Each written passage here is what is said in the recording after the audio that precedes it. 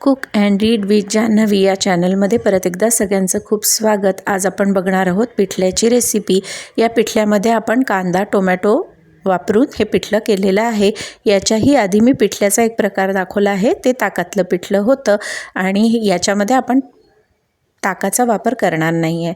तर आपण इथे डाळीचं पीठ घेतलं, ते पाण्यामध्ये छान भिजवून घेतलं आणि कांदा टोमॅटो मिरची कढीपत्ता कोथिंबीर थोडंसं आलं लसूण पेस्ट या साहित्याचा वापर आपण या पिठल्यासाठी करणार आहे।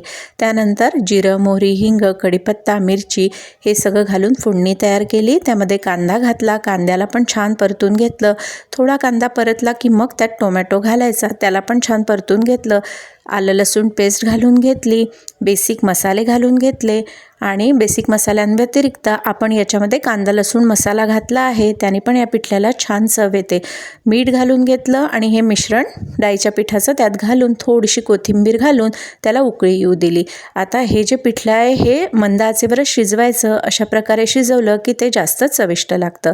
त्यानंतर थोडं शिजल्यानंतर आपण त्याच्यामध्ये लिंबाचा रस पिळला आणि परत एकदा छानपैकी त्याला शिजवून घेतलं आहे आणि मग त्यानंतर सगळ्यात शेवटी त्यामध्ये थोडीशी कसुरी मेथी घातली आणि आपलं चविष्ट पिठलं झालं तयार।